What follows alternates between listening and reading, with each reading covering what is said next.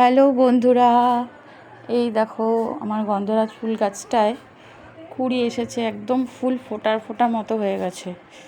ব্যাপারটা কি বলো তো, এই যে কুড়িগুলো দেখছো, কুড়িগুলো হয়েছে, কিন্তু আমি অনেক দিন গাছগুলো একটু পরিচর্যা করতে পারিনি, কারণ শরীরটা খারাপ ছিল। তাই গাছগুলোতে বর্ষাটা এটা হচ্ছে ঠিকই, গাছের ওপরে জল পাচ্ছে না, গোড়াতে একদম জল পাচ্ছে না, আর আমি বালতি করে নিয়ে এসে দিতেও পারছি না। এই কারণে আমার গাছের কুড়িগুলো না ঝরে পড়ে যাচ্ছে। এই কুড়িটা দেখেছো, একদম মনে হচ্ছে আজকালের মধ্যে ফুটবে, একদম সাদা হয়ে গেছে। আর এই যে তোমাদের দেখাই, এই যে এই কুড়িগুলো ঝরে পড়ে যাচ্ছে। তো এই কারণে আমি চলে এসেছি নিরুন নিয়ে, প্রত্যেকটা গাছের গোড়াগুলো আজকে একটু খুঁচিয়ে দেবো, মানে মাটিগুলো তোলা করে দেবো আর জল দেবো। তো এই কারণেই আমি চলে এসেছি আজকে ছাদে।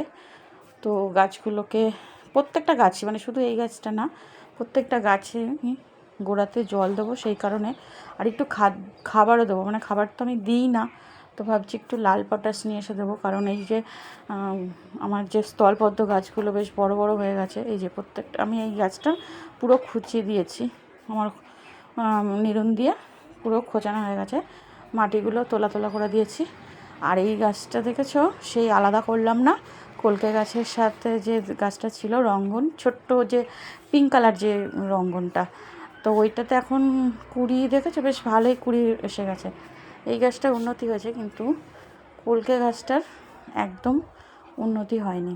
মানে গাছটা, এদের একটু খাদ্য দিতে হবে। তো আমি নিয়ে এসেছি লাল পটাশ সারের দোকান থেকে কিনে, তো দেব, সেটা আমি পরের ভিডিওতে দেখাবো। আর এই দেখো এইটা হচ্ছে অলকানন্দা, এটা তো মনে হচ্ছে কুড়ি আসবে। কি কালার হবে আমি বলতে পারবো না, কারণ একটা বাড়ি থেকে আমি ডাল কেটে নিয়ে এসেছিলাম, তখন ফুলটা গাছে ছিল না। হলুদ কালার হবে কিনা আমি জানি না, কি পিঙ্ক কালার হবে। আর এইটা দেখো রঙ্গন কি দারুণ কালারটা, না কি মিষ্টি রঙটা হয়েছে। তো এটা হচ্ছে হলুদ রঙ্গন। আর আমি তো তোমাদের আমার পিঙ্ক কালার রঙ্গনটা ভিডিওতে শেয়ার করিনি, ফটো ছেড়েছিলাম। তো পিঙ্ক কালার যে রঙ্গনটা ফুটেছে, আর এই যে কি ভালো লাগছে না, এই ফুলটা যখন থোকা হবে।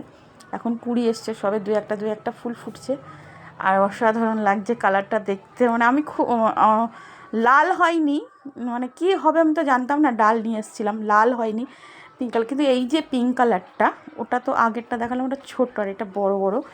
তো এই যে পিঙ্ক কালারটা আর এই হলুদ কালারটা এত মিষ্টি, মানে আমার দেখে মন ভরে যাচ্ছে, সত্যি বলছি, আমার দেখে মন ভরে যাচ্ছে। এই চারাগুলো দিয়েছিল আমার মেয়ের, মানে শাশুড়ি, আমার বিয়ান দিদি দিয়েছিল।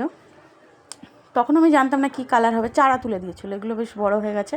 আর ওটা আমি হলুদটা আমি ডাল থেকে করেছি, তো ওটা তো হলুদ কালার হবে আমি জানতামই না, মানে অদ্ভুতভাবে কালারটা হলুদ হয়ে গেছে, আর এটা পিঙ্ক কালার। তো আর এই যে জবা গাছটা দেখছো, এটা হচ্ছে অরেঞ্জ কালার থোকা।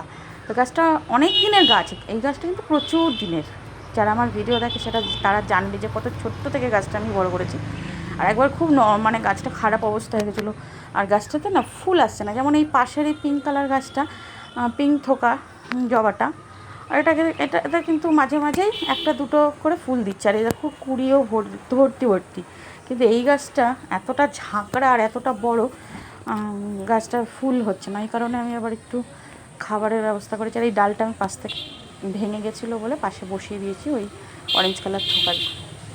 আর এখানে দেখো কিছু চারা আমি বালিতে দিয়ে দিয়েছি। আর এই যে লাল রঙ্গন হয়নি বলে মনটা আমার খুব খারাপ ছিল, তো আমি ডাল কিছু নিয়ে এসে জলে দিয়ে দিয়েছি। আর এখানে বালির মধ্যে কিছু চারা আছে, যখন গাছগুলো বসাবো আবার তোমাদের সাথে ভিডিও শেয়ার করবো। তো টাটা বন্ধুরা, আজকের ব্লগ আমার এই পর্যন্ত। সবাই ভালো থেকো, আগামী দিন আবার নতুন করে ব্লগ নিয়ে আসছি।